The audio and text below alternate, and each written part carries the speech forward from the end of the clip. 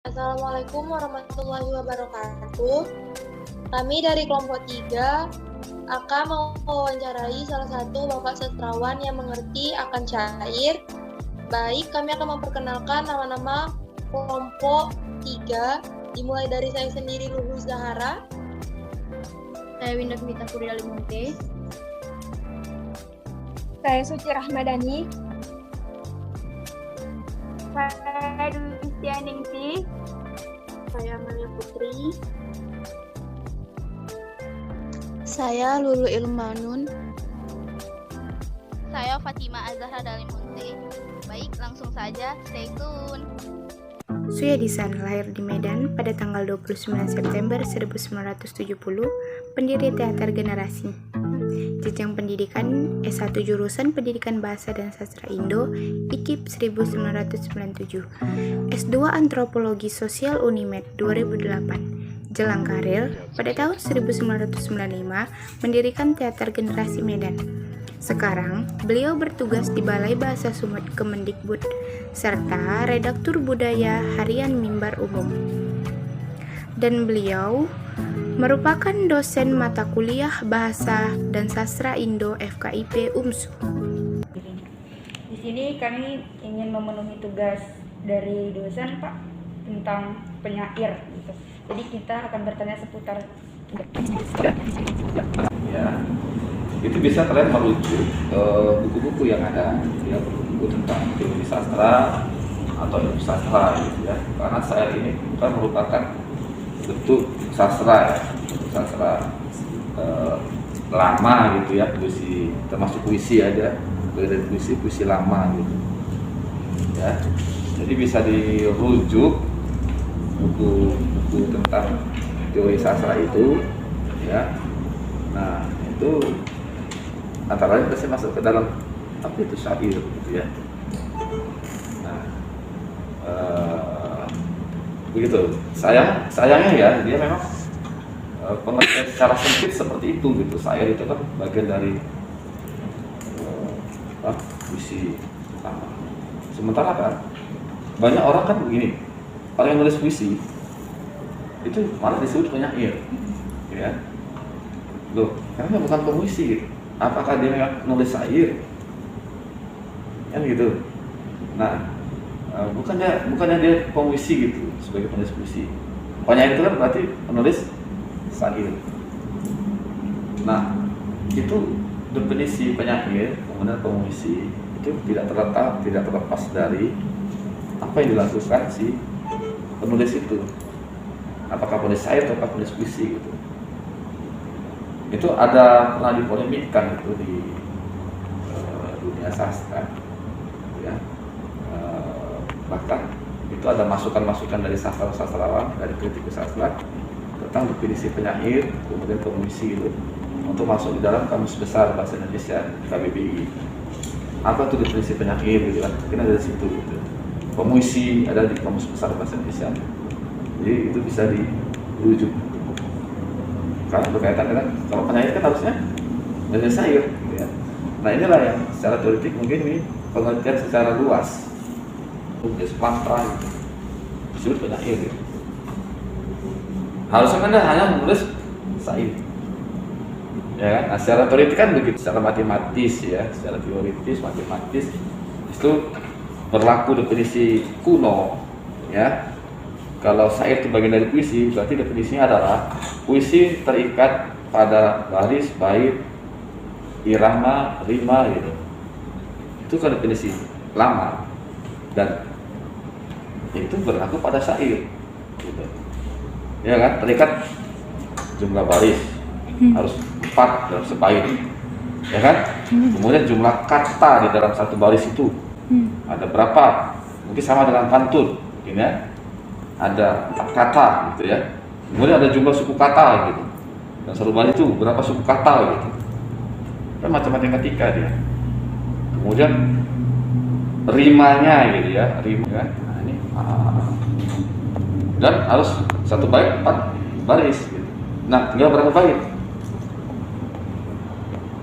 panjangnya relatif. Mungkin ada nulis syairnya 1 bait, ada 2 bait, ada 3 bait gitu ya. Itu relatif kalau panjang. Nah, kalau secara teorinya lagi ya, teoritisnya lagi ya. Syair sebagai bagian dari puisi, maka berlaku juga prinsip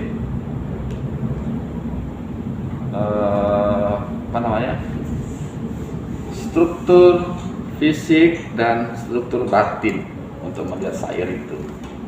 Ya, nah secara teoretiknya begitu, secara fisikalnya membedakan puisi dengan pantun, kemudian dengan mantra. Gitu. Secara fisiknya itu tadi, secara baris, namun harus tunduk pada irama, pada rima. Nah itu struktur fisik. Nah struktur batin, nah bagaimana nada irama itu yang mungkin nanti kalau di pantun itu mungkin ada jenis-jenisnya. Jenisnya itu pantun jenaka, pantun anak-anak, pantun remaja, pantun nasihat, pantun orang tua, gitu kan. Banyak jenis pantun ya. Secara bagian dari puisi, maka berlaku juga prinsip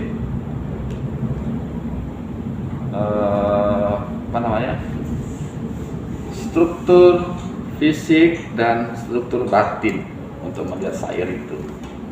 Ya, nah secara teoretiknya begitu, secara fisikalnya membedakan puisi dengan pantun, kemudian dengan mantra. Gitu. Secara fisiknya itu tadi, secara matematis tadi, baris, namun harus tunduk pada irama, pada rima.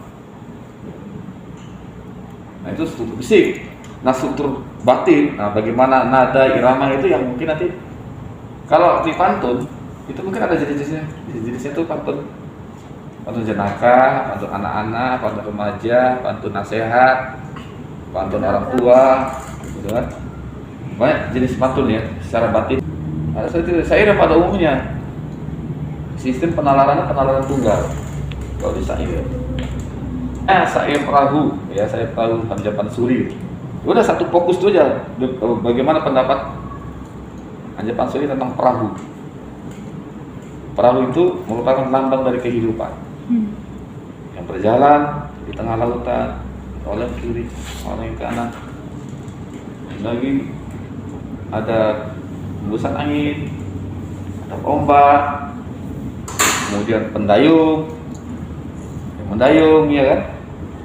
Sama dengan kehidupan, bagaimana kehidupan itu di tengah ombak gitu ya, tengah angin, bagaimana menjalani ombak, bagaimana meluruskan kemudi. Satu fokus itu. Syair dagang misalnya kan, nah, bagaimana kehidupan kamu dagang gitu. Nah kalau syair itu berbeda dengan pantun dalam struktur batin. Sehingga syair ini sebetulnya merupakan apakah kita bilang untuk transisi ya dari puisi lama ke puisi baru. Apakah transisi dari puisi lama ke puisi baru? Syair interpretasi membaca. Puisi itu termasuk syair ya. Puisi itu adalah bentuk musik juga. Kan di situ ada nada ya. Ada bunyi, ada irama gitu. Ada tekanan dinamiknya, ada tone-nya, ada nadanya ya. Di puisi itu sendiri adalah musik. Puisi itu sendiri adalah lagu. Jadi bagaimana orang menyampaikannya ya secara puitis gitu. Ya. Nah kebetulan syair ini kan memang sudah bentuk teratur ya. Bisa dibuat lirik lagunya lebih mudah kalau mau disampaikan ya. Ya ini kan seperti yang saya katakan tadi ya. Ini syair ini kan tinggal kita lihat nadanya apa. Nah kebanyakan karena ini merupakan tradisi masyarakat Melayu, syair-syair yang masa-masa lalu itu ya, itu kebanyakan kan tentang nasihat ya, ajaran-ajaran, syair-syair lama gitu ya, bentuk-bentuk lama kayak syair perahu gitu ya, itu bentuk petuah-petuah. Jadi penyampaiannya ya tergantung bagaimana orang bisa menyampaikan ini, kemudian yang disampaikannya itu nyambung terhadap makna yang disampaikan. Yang jelas ya, tentu kembali kepada irama, ya. kemerduan bunyi, kemerduan suara, ya, nada-nada. Mungkin kalau dibuat ke chord musik, ya, bisa saja dibuat chord mayor, ya. Berarti chord mayor itu mungkin dia lebih ekspresif, ya, lebih ekspresionis, ya, itu lebih terbuka, lebih gembira auranya, ya, sair-sairnya disampaikan secara gembira gitu. Atau mungkin chord minor, ya, mungkin lebih sendu, ya kan? Sendu tuh kan berarti sedih gitu, ya, sendu gitu. Ya, itu tadi tergantung pada jenis-jenis musik, ya, jenis-jenis musik syair, ya. Apakah nanti bentuknya selendang delima gitu kan. Kemudian ada bentuknya yang lain gitu, ya, untuk penyampaian syair-syair. Zaman dahulu kala memang syair-syair ini disampaikan melalui lagu, ya, karena kan syair ini memang transisi dari sastra lama ke sastra modern. Ratna binti Salimun, gitu kan, dan Toga Margolan Sinaga misalnya. Liriknya seperti itu, walaupun syairnya macam-macam. Ya. Nah, artinya lebih bebas dan terbuka, ya. Dia tidak terstruktur, tidak sistematis seperti membuat lagu. Ada refnya, gitu, ada refnya, ya. Ada refnya gitu. Orang nulis puisi itu kan memang nulis puisi gitu. Jadi nyanyikannya nggak ada sistem ref seperti bentuk-bentuk. Jadi lebih bebas, ya, untuk penyampaiannya. Siapa yang memperkenalkan syair pertama kali sehingga bisa berkembang sampai sekarang? Seperti saat ini. Yang memperkenalkan syair pertama kali. Ya, yang mengenal saya itu pasti kritikus, ya kan, kritikus, ahli sastra gitu, ya. Ini loh bentuknya namanya bentuk syair, tidak terlepas dari para ahli, ya, ahli sastra gitu. Di manapun gitu, ya, manapun di dunia lah gitu, ya, termasuk di Indonesia gitu, ya. Itu puisi gitu. Nah, kemudian selain para akademisi, selain ahli sastra, selain kritikus adalah pengarangnya itu sendiri, ya. Pengarangnya itu sendiri kadang-kadang dia membuat judul, langsung dibuat judul. Nah, seperti yang kembali ke Hamzah Pansuri. Nah, saya sedang meneliti Hamzah Pansuri ini. Apakah dahulu memang dia buat judul namanya Syair Perahu, ya kan? Berawal dari judul itu namanya Syair Perahu, ya kan? Berarti dia sudah menyebutkan itu adalah syair, ya? Syair dagang, ya kan? Apakah memang sudah ada judulnya syair dagang gitu? Atau memang tidak ada judul? Gitu.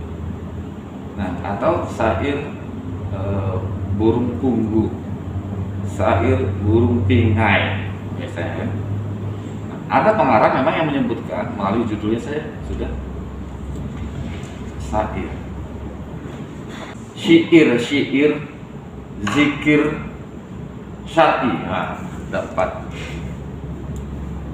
syair, syir'i, zikir, yang terakhir syar'i.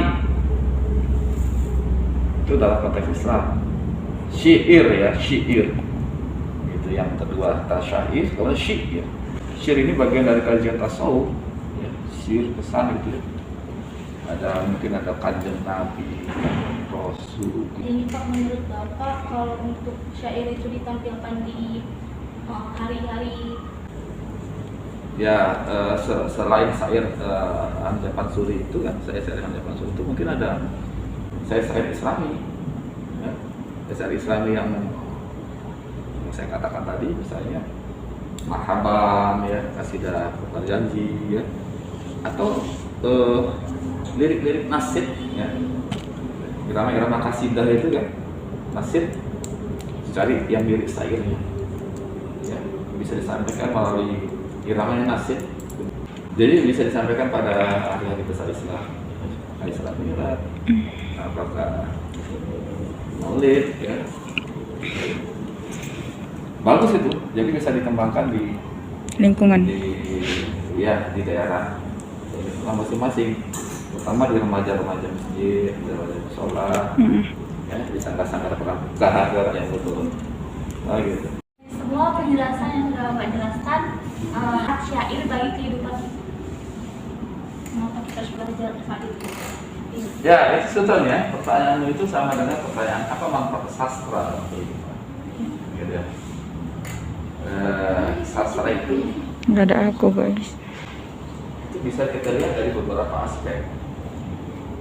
Satu itu ya, untuk menghibur itu bisa seni itu seni ya, selain untuk sastra itu berguna untuk membangun sikap moral ya kan? Dari yang tidak bagus jadi bagus ya. Kemudian karya sastra itu juga bisa mendidik, jadi tidak tahu menjadi tahu ya. Kemudian sastra itu untuk mencintai kehidupan ya. Dimaknai karya sastra itu harus untuk mencintai kehidupan ya. Mencintai alam dan kehidupan, alam semesta, lingkungan itu, cintai itu ya. Kalau karya sastra tidak mencintai kehidupan, bukan karya sastra. Ingin tahu tentang kehidupan alam semesta, baca karya sastra, baca syair. Jadi karya sastra itu bisa dikatakan juga bisa untuk memanusiakan manusia. Jadi karya sastra itu bukan hanya untuk seni, hanya untuk hiburan semata, tapi bisa juga untuk memanusiakan manusia. Manusia dia, tapi belum manusia. Kenapa? Karena belum beradab. Ya, akal, pikiran, ya, sisi religiusitasnya, ya, sisi macam-macam lah. Mungkin belum manusia gitu. Tapi tidak beda manusia dengan makhluk itu. Bukan manusia, misalnya hewan, tumbuh-tumbuhan. Manusia dan hewan itu tidak jauh beda. Sehingga bisa dikatakan manusia itu adalah bedanya dengan hewan tuh, manusia itu adalah binatang berakal ya, yang memiliki akal. Nah, itu bedanya ya, manusia itu akal dan berpikir. Baik, sekian dari kami kelompok 3. Terima kasih bagi yang telah menonton. Maaf jika video kami banyak kekurangannya, tapi kami harap semoga para penonton dapat mengetahui lebih dalam ilmu yang telah kami share. Jangan lupa untuk like, komen, subscribe, dan nyalakan notifikasi. Assalamualaikum warahmatullahi wabarakatuh. Salam dari kami.